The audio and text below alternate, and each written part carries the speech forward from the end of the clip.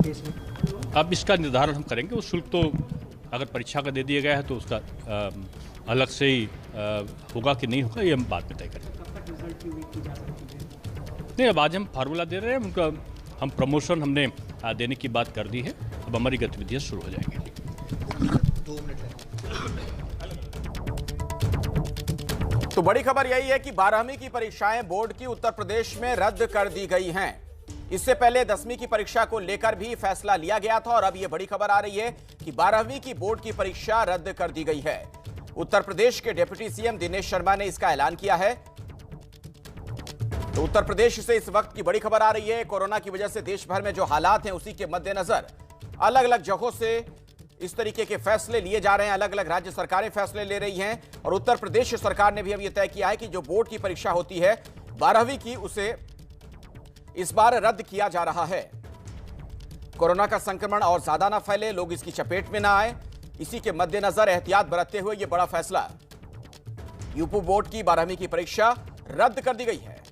ज़्यादा दुष्प्रभावित हुए कई क्षेत्र, कई शहर, और अभी भी जो कोरोना संक्रमण है उसको जाने में, पूरी तरीके से नियंत्रित होने में कुछ समय लग सकता है।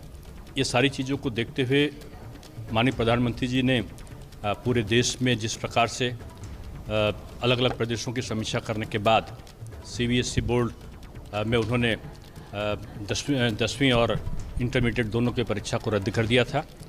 उत्तर प्रदेश में माध्यमिक शिक्षा परिषद बोर्ड चूँकि विश्व का सबसे बड़ा बोर्ड है और हमारे पहले तो 60 लाख बैठते थे, 56 लाख से भी ऊपर विद्यार्थी इसमें बैठ रहे थे। 100 साल का इतिहास है और 100 साल के इतिहास में पहली बार हमारी हाई स्कूल और इंटरमीडिएट की परीक्षा नहीं होगी। कहने का तात्पर्य यह है कि हाई स्कूल की परीक्षा हम पहले निरस्त कर चुके थे। आज हम इंटरमीडिएट की जो 12वीं कक्षा है उसकी परीक्षा को भी कोरोना का संक्रमण देखते हुए उसको हम निरस्त कर रहे हैं।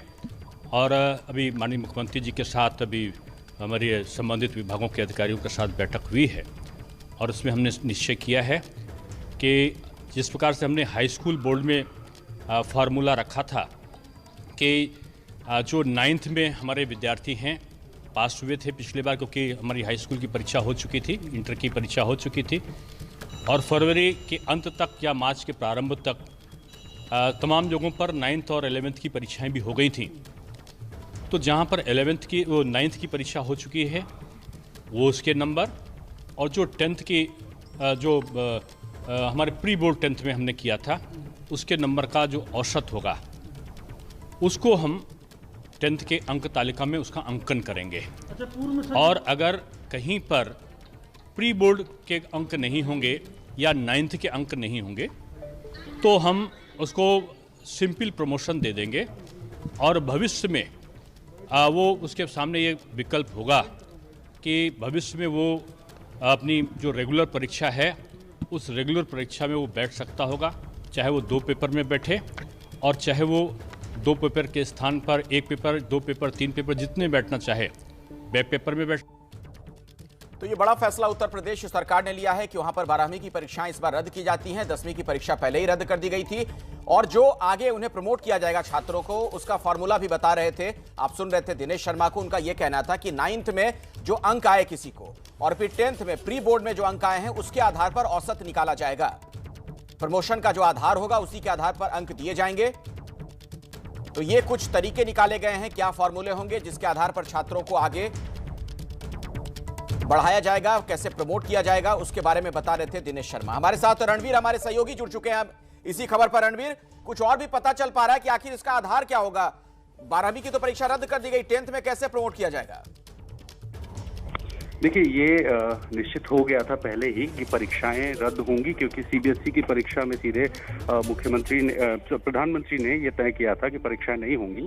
तो यूपी बोर्ड की भी परीक्षाएं रद्द होंगी, इसके कयास थे और इसको लेकर के उप मुख्यमंत्री ने पहले अधिकारियों से जिलों से रिपोर्ट मंगाई, जिलों की क्या स्थिति है उसकी समीक्षा की गई। समीक्षा के बाद आज मुख्यमंत्री योगी आदित्यनाथ से डिप्टी सीएम की बैठक हुई और बैठक के बाद ये तय हुआ है कि जो परीक्षाएं हैं वो नहीं कराई जाएंगी, लेकिन बच्चों को जो प्रमोट करने का आधार आधार होगा वो आधार कुछ सीबीएसई का जो पैटर्न होगा प्रमोट करने का, उस आधार पे लिया जाएगा। क्योंकि बहुत सारे बच्चे 10वीं और 12वीं में हैं, करीब 20 लाख से ज्यादा बच्चे हैं। ऐसे में उन बच्चों का भी नुकसान ना हो और उनके पक्ष में भी फैसला जाए, इसकी सरकार कोशिश करेगी। तो अधिकारियों के साथ चर्चा, मंथन, विचार विमर्श होगा और एक ऐसा मॉडल तैयार किया जाएगा जिस मॉडल के साथ बच्चों को प्रमोट किया जाए ताकि वो आगे जाएं और उनका नुकसान भी ना हो। जी बिल्कुल, इस बारे में उप मुख्यमंत्री ये जानकारी तो दे रहे थे रणबीर की जो 9th में जो अंक मिले हैं छात्रों को, वो और जो प्री बोर्ड के एग्जाम होते हैं 10th के, उसके आधार पर एक औसत निकाला जाएगा और आगे प्रमोट किया जाएगा छात्रों को। क्या 12वीं के लिए भी कोई फॉर्मूला तय किया जा रहा है इसी तरीके से? देखिए अखिलेश, यूपी बोर्ड को अगर आप गौर से देखेंगे तो कुछ साल पहले यूपी बोर्ड का जो रिजल्ट आता था वो 11वीं और 12वीं दोनों की परीक्षाओं को मिला करके आता था और कुछ उसी तरह से जो प्री बोर्ड और बाकी एग्जाम्स हुए हैं अब तक उन नंबरों को काउंट किया जाएगा। क्योंकि इससे पहले जो पैटर्न था यूपी बोर्ड का वो यही था कि जो बच्चे 11वीं में जो नंबर पाते थे और बाकी बोर्ड में जो नंबर पाते थे वो सारा कुछ कैलकुलेट होता था। तो कुछ ना कुछ एक वही फॉर्मूला होगा। हालांकि विस्तार से इस पूरे फॉर्मूले को थोड़ा समझना होगा अधिकारियों के साथ या उप मुख्यमंत्री के साथ बैठ करके, लेकिन वही है कि 2 साल जो बच्चों का जो क्लास में उनकी परफॉर्मेंसेज रही हैं उस आधार पर ही कैलकुलेशन होगा, उसके आधार पर ही प्रमोशन किया जाएगा।